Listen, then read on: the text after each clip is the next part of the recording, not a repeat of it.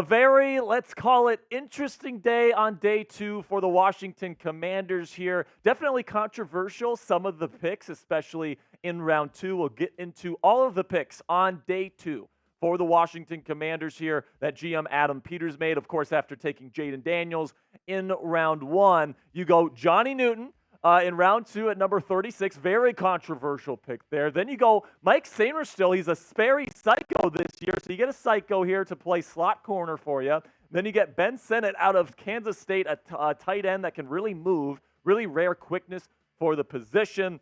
And then you get Brandon Coleman, an offensive lineman, most likely going to be the starting left tackle for the Washington Commanders. I think it was a pretty good value to get Brandon Coleman there. And then Luke McCaffrey to finish it out at number 100. I'll share my thoughts at the end of today's show, so make sure you stick around. So to kind of break down today's events, Johnny Newton went number 36. We put an individual cut on Newton on the channel that you guys can check out, so I'll be brief here. But I really do think that Johnny Newton is a good pick at number 36. I gave it a B+ grade because even though I probably would have taken Adonai Mitchell there or probably Kool-Aid McKinstry to kind of fill out some of your other needs, defensive tackle isn't exactly a big need, but by adding a really good third rotational defensive tackle, you're going to have the most ferocious defensive tackle trio in football, and you're going to be able to really get after quarterbacks up the middle of the pocket. Johnny Newton's a great football player, and Adam Peters, as the GM of a team looking to rebuild this franchise, saw the best player on the board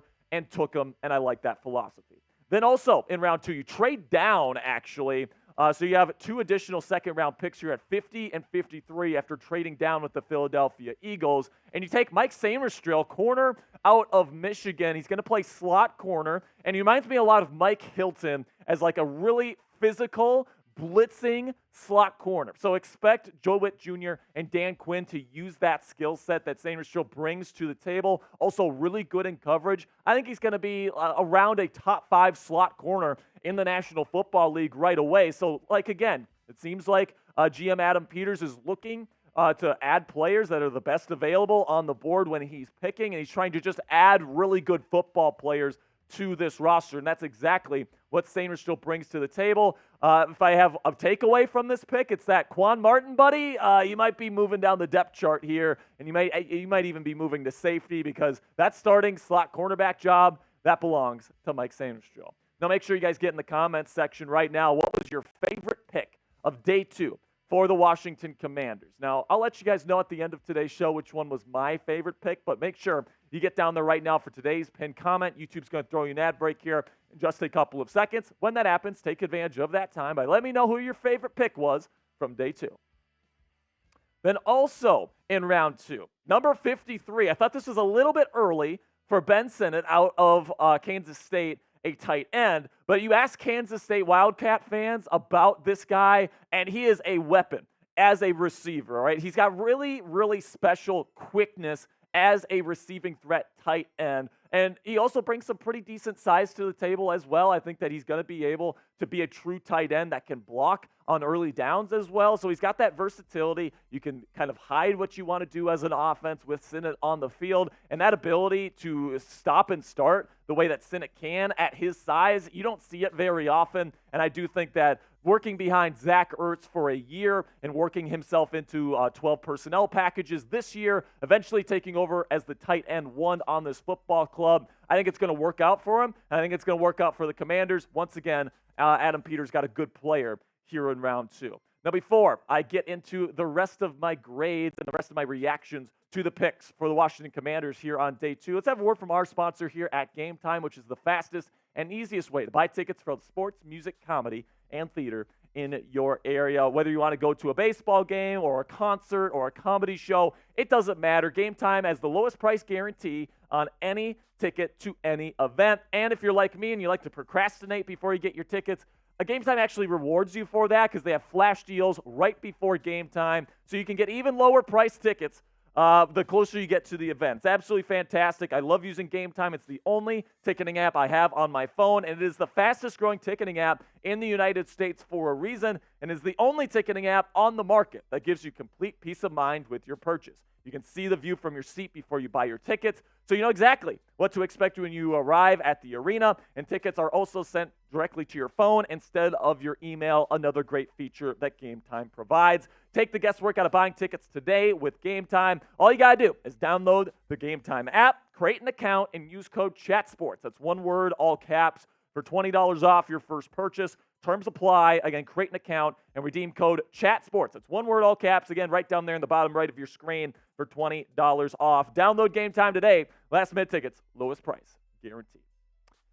Now, I wanted to go and get an offensive tackle in round 2, but you get to round 3, and you still take a guy that I think could be a left tackle in the National Football League, and that's Brandon Coleman. Now, originally, I watched his 2023 film, and when I did that, I saw a player that was off balance, that his hand placement was off. There was a lot that I did not like in Brandon Coleman's game. He was big, he had long arms, he was a good athlete, but he was very raw, so I had a round 5 grade on him. Okay, but then Harrison Graham, who's a TCU fan, told me he was hurt last year. Go and watch his 2022 film. So I did, and it was a lot better.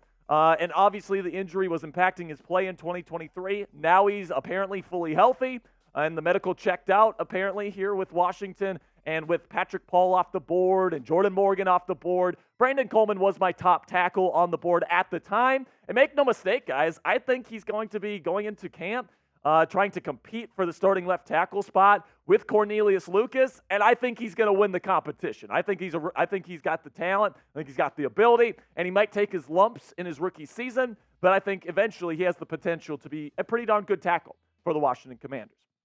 Then we'll get to Luke McCaffrey here. This is my least favorite pick of the draft here. I have Luke McCaffrey set as a round 6 prospect. Now, he's big.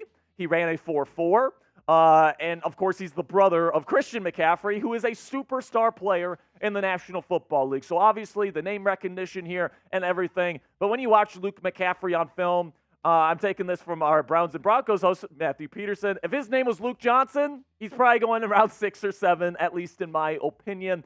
He had a decent Senior Bowl week, but he's not really a crisp route runner. He's got decent speed, but he plays slow. He's not a great route run or not a great run blocker, despite being a pretty big dude. A very strong individual. So listen, the Commanders needed to add size to their wide receiver room.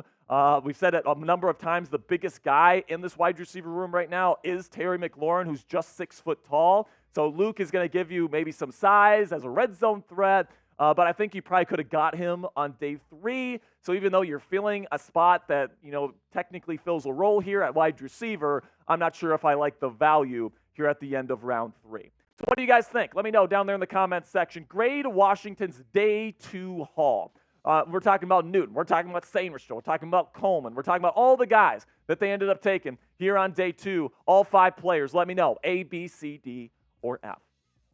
For me personally, guys, I'm going to go with a B+. I like most of the players that Adam Peters took today. I think Luke McCaffrey was a bit of a reach, but outside of that, I think the 4 players that they took are going to be contributors. I think they're going to be future starters for this team moving forward. Maybe Brandon Coleman doesn't work out, but I like the value, especially given with all the tackles that I thought were day 1 starters off the board. I think Coleman is somebody that can absolutely shine as a round 3 pick. I think that's a good value. I like the Johnny Newton pick. I like Mike Sainristill, and I like Ben Sinnott as the tight end. Now, low value positions here, right? You're talking about defensive tackle, which I guess that's probably the highest value, but it wasn't really a big need. You're talking about slot corner. You're talking about, I guess, offensive tackle. That's a big one. But, overall, I like the players that Adam Peters got here, but I can't give it an A just because, I thought some of the picks, maybe you could have got a better value. Maybe you could have taken a better player. At the end of the day, I don't mind it. I liked it. I didn't love it. I'll give it a B+ for day 2. Now, let me know, or don't let me know. Click that subscribe button right now. Don't miss out because we got more draft coverage for your Washington Commanders tomorrow on day 3. The Commanders have more picks, and we're going to be covering them live on the Chat Sports main YouTube channel here on day 3. So make sure you check out that coverage. It's going to be me and Tom Downey, it looks like, for the entirety of day 3 tomorrow. So make sure you click that subscribe button. Join us for live tomorrow. Click that subscribe button, not only to the Commanders Report, but also to our main Chat Sports page and check us out tomorrow where I'm going to be reacting live to every single pick that the Commanders make.